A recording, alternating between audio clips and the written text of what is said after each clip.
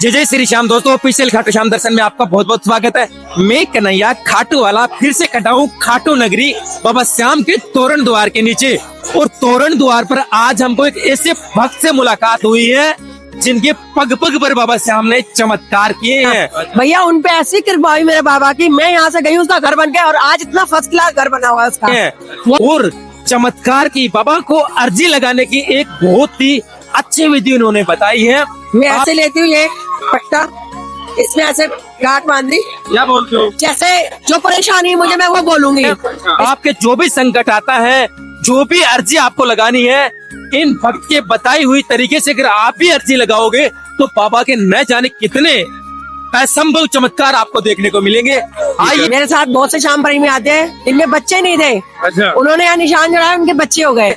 आइए, पग पग पर बाबा साथ उनको कैसे दिया और कैसे उनका जीवन बदल दिया। भैया मेरे हस्बैंड की आंखों से आंसू निकल आए, वो रोए बहुत कि मैंने बाबा की महिमा औरों से सुनी थी, आज मेरे साथ हुई है। एक वक्त ऐसा था इनके पास खाटू आने का किराया भी नहीं था। ऐसी हालत थी हमारे पास किराया भी नहीं था यहाँ आने के लिए। अच्छा। और आज इस तरीके से उनका जीवन बदल दिया। आइए उनसे बात करवाते हैं। जय जय श्री श्याम, राधे राधे। श्याम, जय श्री श्याम। मैं हर महीने आती हूँ, पिछले महीने में 3 बार आई थी, अब आई हूँ नए साल पे आऊंगी, बसंत पंचमी पे भी आऊंगी। बसंत पंचमी में बाबा का पागा मिलता है, बहुत कम श्याम प्रेमियों को पता है। हम लोग आते हैं हर साल बसंत पंचमी में। अच्छा, आपको मिला बाबा का पागा? हाँ, मेरे को जब से पता चला है, तीन साल से लगातार मिल रहा है। अच्छा, कब मिलता है? बसंत पंचमी को पागा उतरता है, बसंत पंचमी पे ही पहनाया जाता है। साल में एक बार ही बाबा का पागा उतरता है, बसंत पंचमी को, फरवरी में आएगी। अच्छा, तो क्या होता है उस बाबा के बागे से? बाबा के बागे से क्या होता है, अगर ओरिजिनल आपको मिल जाए ना, हाँ। अगर मुर्दे के आपने यहाँ छुआ दिया ना तो मुर्दा खड़ा हो जाएगा, इतनी शक्ति है उस बागे में। इतनी शक्ति है बाबा के यहाँ गले में बन शक्ति रहा यहाँ है, है। हाँ, यहाँ बनता है क्योंकि शक्ति बाबा की यही है। अच्छा। हाँ, वो बसंत पंचमी को ही बनता है, बसंत पंचमी को ही उतारा जाता है। अच्छा। और वो नसीब वालों को समझ लो मिल जाए। तो कैसे मिलता है? मतलब वो मंदिर से मिलता है। अच्छा। बटने का कोई टाइम नहीं है, अच्छा। तो फटेगा क्या नहीं। लोगों ने मेरे साथ ट्रेन में, मैं आती हूँ संगत लेके, बहुतों ने अपनी अपनी राय बताई कि हमारा बच्चा ऐसी कंडीशन में था। डॉक्टरों ने जवाब दे दिया था। हम श्याम ग्रुप से जुड़े हुए थे, हमने डाला कि हमें बागा चाहिए। जिस श्याम प्रेमी से था उन्होंने कोरियर द्वारा उनके घर बागा भेजा। उनके बच्चे ठीक है। अच्छा, ठीक है। हाँ, पिछले साल बसंत पंचमी में वो भैया मुझे मिले थे। और एक नांगलोई से आती है डिम्पल नाम की लड़की, उसकी भी बेटी को प्रॉब्लम थी। बाबा का 5 जन्मदिन उसने बोला यहाँ बनाऊंगी, 5वां अपने घर बनाऊंगी। 4 यहाँ बनाएगी, 5वां अपने घर बनाएगी। उसकी बेटी भी बाबा का बागा बना रखा उसने भी, उसकी भी बेटी ठीक है। ठीक है। मेरे साथ बहुत से श्याम प्रेमी आते हैं, इनमें बच्चे नहीं थे। अच्छा। उन्होंने यहाँ निशान जड़ाया, उनके बच्चे हो गए। अच्छा। एक भैया को तो जुड़वा बेटियां हुई यहाँ निशान जड़ाने से, और एक भैया का एक बेटा है, उसका बेटा तो इतना हुआ है, बाबा को इतना मानता है, वो भी यही की मन्नत से हुआ। अच्छा। वो भैया मानते हैं, हमारे साथ जिप्सी में मिले थे वो, उनको भी बेटा बाबा की कृपा से हुआ। और वो इतना छोटा सा है, मगर समझ लो सच्चा श्याम प्रेमी है। उस बच्चे के अंदर इतनी भक्ति है।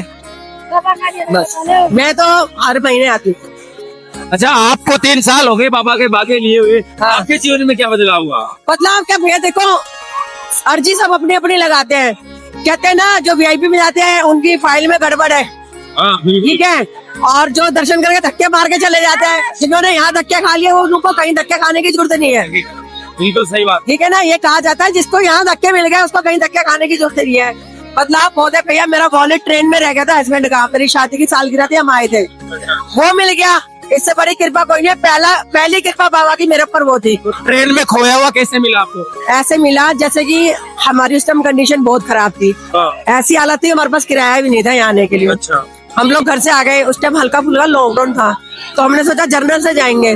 तो जर्नल डब्बे में क्या था, रिजर्वेशन चल रहा था उस टाइम, हमें पता नहीं था। हम लोग आ गए स्टेशन, 3 मिनट 6 तक छुट्टे पे थी सराय रोला से। मैं दिल्ली से हूँ। मैंने बोला बाबा मैं घर नहीं जाऊंगी, जैसे बुलाना आप मुझे बुलाओ, मैं नहीं जाऊंगी। मेरे घर के सामने एक नंद रहती है, उसका नाम बिंदु है। उसका पुराना सा घर था, उसको पता था मेरे हालात खराब है। हमारे बस जस्ट निकलने से पहले वो आई 1000 रुपए लेके कि भाभी मुझे पता तुम्हारी कंडीशन खराब है, तुम ये 1000 रुपए लो। और मैंने कहा नहीं बिंदु, मेरी कंडीशन खराब है, तुम्हारे 10,000 मुझे 10,000 के बराबर लग रहे हैं, 1000 रुपए। कह रही नहीं भाभी मैं कभी मांगूंगी नहीं, जब आप पे हो जब दे देना। भैया उन पे ऐसी कृपा हुई मेरे बाबा की, मैं यहाँ से गई उसका घर बन गया और आज इतना फर्स्ट क्लास घर बना हुआ है उसका। वो भी आती है अब यहाँ, वो भी आती है। तो कृपा ये है भैया। और मेरा जो वॉलेट छूटा था ना, जैसे हम आज आए हैं रात को, तो आज छूटा है, कल गए हम वापिस वो इसी ट्रेन में ही, तो टिकट नहीं दी, तो हमने यहाँ से बुक करी, हमारी टिकट बुक हुई नहीं, हम चले गए ऐसे ही। मैंने कहा बाबा भेजेगा जैसे में। और देखो जर्नल के पैसे मैं लेके आई थी, पापा की कृपा से 520 रुपए AC में बैठ के मैं यहाँ आई हूँ उस दिन, जबकि मेरे को जर्नल में आना था। 520 रुपए की टिकट लेके मैं यहाँ आई। मेरे हस्बैंड कह रहे वापसी, मैंने कहा जैसे वो बुला रहा है वैसे वो मुझे भेजेगा। मैं बहुत मानती हूँ पापा को भैया। मैं 2015-16 से आ रही हूँ, पहले अपनी गाड़ी से आती थी, अब ट्रेन से आती हूँ, संगत लेके आती हूँ। पहली कृपा ये थी, टीटी ने एक लेडीज थी साथ बहू, उन्होंने टीटी ने बोला मैं आपको 430 रुपए टिकट दे दूंगा। उन्होंने आके मुझे बताया, मैंने आंटी अगर 430 में दे रहा तो आप चले जाना, कोई पुरानी, हम 520 में आए। तो कह रही जैसे ट्रेन आई वो टीटी आ गया। अब भाई साहब हम मियाँ बीबी, वो सास बहू और एक जोड़ा और, हम चढ़ गए टीटी के साथ। इस डब्बे से लेके 8 डब्बे पार करके टीटी हमें AC वाले कोच में ले गया। भाई साहब एक भैया उन्होंने पीछे से ऐसा करा के, दीदी आपका वॉलेट गिर गया था। मैंने कहा भैया आपको कैसे पता? कह रहे हैं कि मैंने आपको उतरते ही देखा था और भैया की ना फोटो है इसमें। अच्छा, पहला चमत्कार भैया मेरे साथ हुआ था। और यहाँ जो मेरे हस्बैंड ढूंढ रहे थे ना, तो मैंने अपने स्टॉल में बाबा को अर्जी लगा के, बाबा वैसे ही इतने परेशान चल रहे हैं कि वॉलेट मिल जाए। अच्छा। मैंने उनको बोला तुम घर छोड़ आए, कह रहे नहीं यार मुझे लग रहा मिला है। और आते टाइम भी मैंने सीट पे चढ़ के देखा, मुझे वॉलेट नहीं दिखा, वो किनारे में फंस गया था। भैया मेरे हस्बैंड की आंखों से आंसू निकल आए, वो रोए बहुत कि मैंने बाबा की महिमा औरों से सुनी थी, आज मेरे साथ हुई है। तो वो जो भैया आप तो वापस गए थे तब मिले थे ना, तो हाँ जैसे हम लोग, उन्होंने कैसे देख लिया? वो चेकिंग करते ना ट्रेन की, अच्छा अच्छा उन भैया ने हमको उतरते देखा था। अच्छा मेरी और मेरे हस्बैंड की फोटोज वॉलेट में थी, अच्छा हमारे ATM, क्रेडिट कार्ड, लाइसेंस वगैरह सब कुछ था उसमें। अच्छा वो भैया है, उन्होंने हमारा पर्स ला के दिया, ATM, क्रेडिट कार्ड वगैरह सब कुछ हमें ला के दिया। अच्छा तो पहली कृपा वो थी। घर से भैया मेरा फोन चोरी हो गया था बेटी का, अच्छा 1 महीने के अंदर वो मिल गया। अच्छा फिर वही फोन ट्रेन में छूट गया था। अच्छा और जिससे हम यहाँ पहुंच गए तोरण द्वार, हाँ मैंने बेटी को बोला धर्मशाला वालों को फोन कर दे बेटा, हम लोग आ गए, हमारे रूम तैयार है। 4 जिप्सी आई थी उस टाइम मेरी, अच्छा यानी कि 60-62 सवारी आई थी मेरी। तो जो सवारी यहाँ से चढ़ी है रिंग से जयपुर जंक्शन जाने के लिए, उन्होंने, मैंने कॉल की अपनी बेटी के नंबर पे, हमने सोचा किसी ने छुपा दिया होगा, कुछ नहीं भैया, बस चुन्नी की गांठ ऐसे करके मैंने बस ऐसे खींच नहीं पाई थी, इतनी देर में भैया का कॉल आ गया मेरे पास। यहीं पर यहाँ फोन करा मैंने, कॉल करिए, और यहाँ ये था गोल चक्कर, यहीं तक पहुंची थी बस। भैया का कॉल आ गया, दीदी आपका फोन है मेरे पास। मैंने कहा भैया मेरी बेटी का फोन है। उसने कहा हम जयपुर जंक्शन जाके आपका फोन जमा करा देंगे। मैंने कहा भैया मैं खाटू से आगे कभी गई नहीं, अच्छा आप मेरी इसी ट्रेन से कल वापसी है, अच्छा आप किसी भी कैंटीन वाले को देते हो, मेरे को सब भैया जानते हैं। और मैंने कहा नहीं, एक वाइट पाल वाला आता है पानी वाला भैया, मेरा भैया बना हुआ है, आप उसको दे देना। अगर वो ना आए तो आपके स्टेशन से पहले कोई भी कैंटीन वाला आ जाए, आप उसे दे देना, वो भैया मुझे सुबह दे देंगे ट्रेन में। भैया वही भैया आ गया पानी वाला जो भैया बना हुआ था। कह रहा दीदी लो भैया आ गए, बस यहाँ से वहां तक पहुंची हूँ, बस गोल चक्कर तक। भैया की कॉल आ गई, अगले दिन वो कैंटीन वाले भैया को दे गया फोन मिल गया। भैया इससे बड़ी कृपा मेरे को पापा की और क्या चाहिए। बहुत बड़ी कृपा है। और जो बागा मुझे मिलता है वो मैं अपने पास थोड़ा रखती हूँ, जिसको जरूरत होती है उसको मैं दे देती हूँ।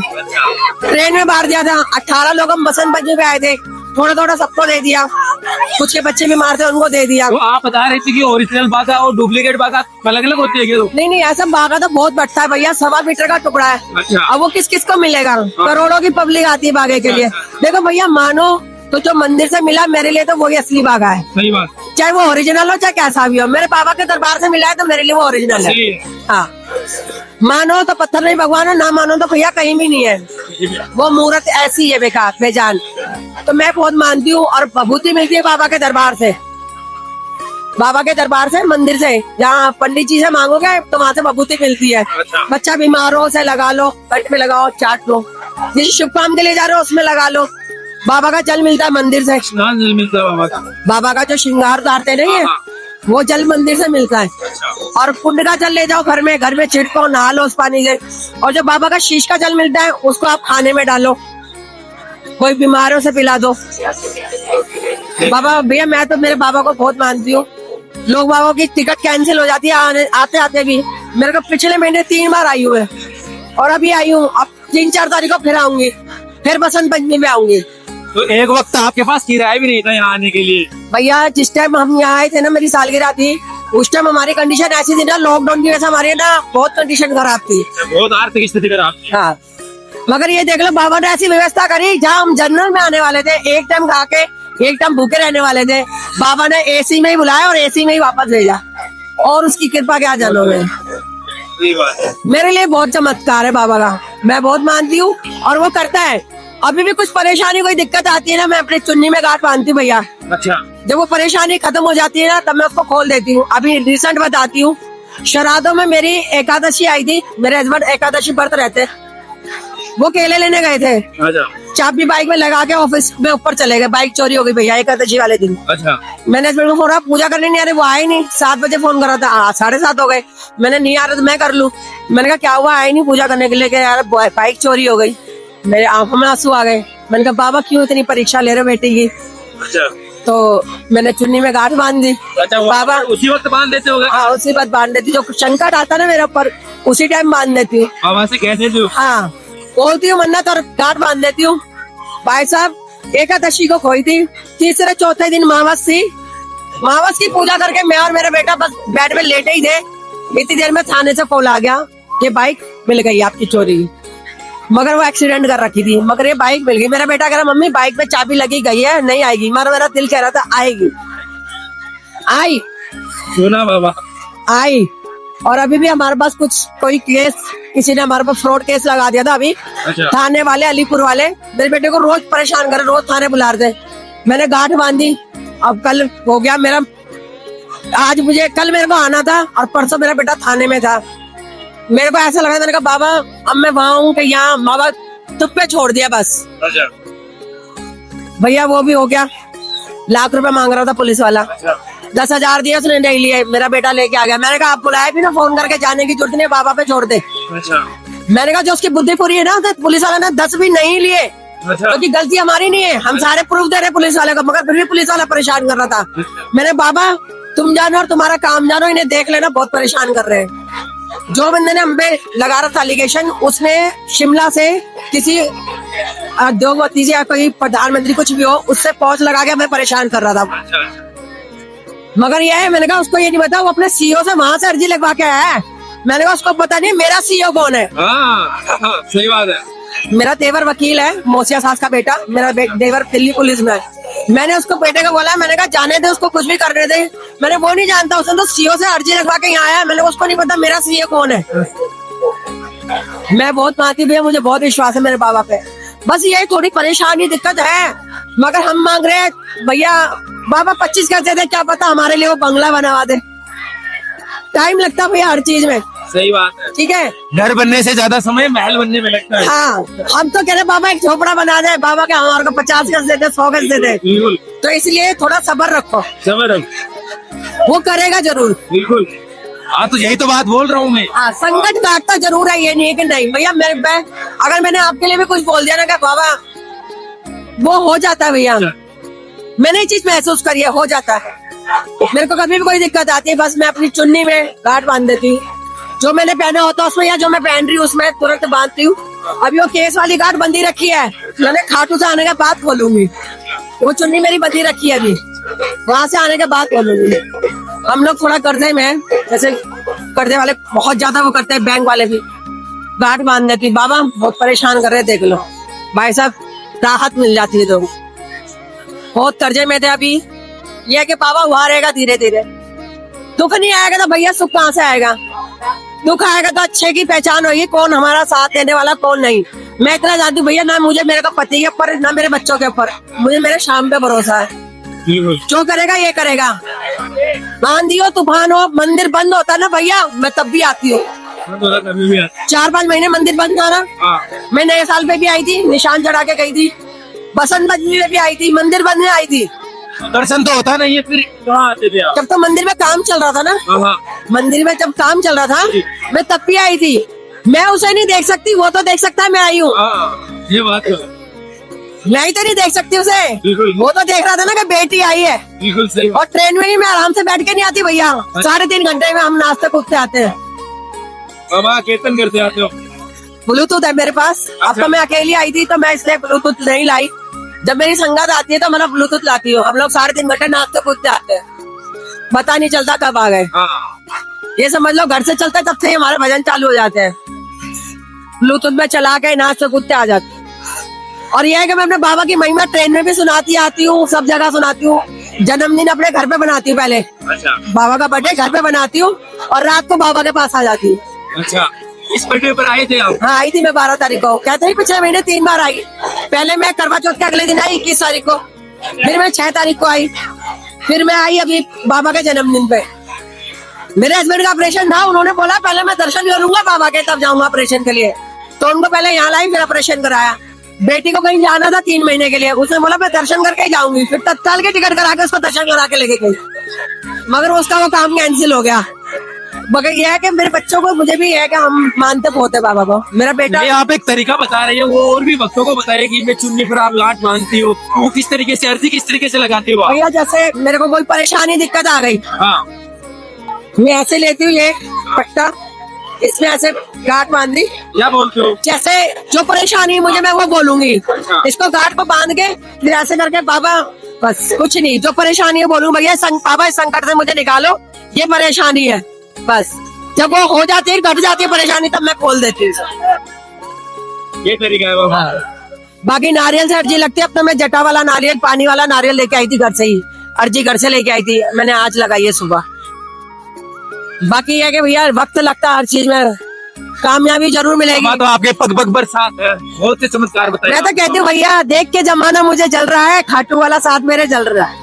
क्यों बहुत सी लोग वहां ऐसे कहते खाटू जाती है फिर भी इसका कुछ नहीं हुआ, मैंने कोई बात नहीं, मैं कुछ नहीं करे, बाबा मुझे नमक से रोटी खिला ले, मैं फिर भी खुश हूँ।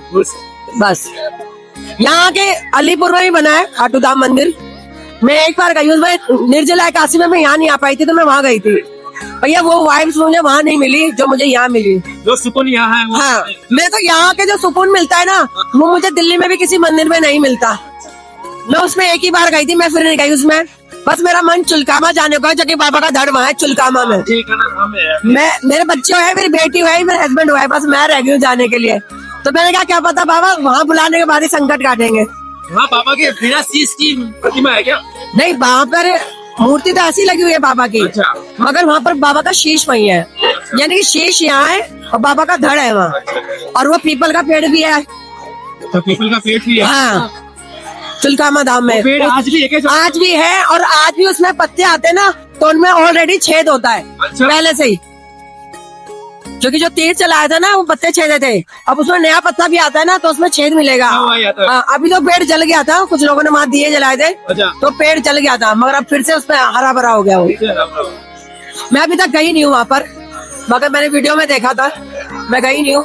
मगर यह है कि बाबा की बहुत कृपा है भैया मेरे ऊपर, मैं ये नहीं कहूँगी झूठ। आपकी जैसे और भी अगर हारे हुए भक्त आएंगे, बाबा शाम को अर्जी लगाएंगे, तो जरूर उनकी मनोकामना पूरी क्यों नहीं होगी भैया, सच्चे दिल से अगर आप आ रहे हो ना, आपके भाव अच्छे हैं, तो वो जरूर स्वीकारेगा आपको।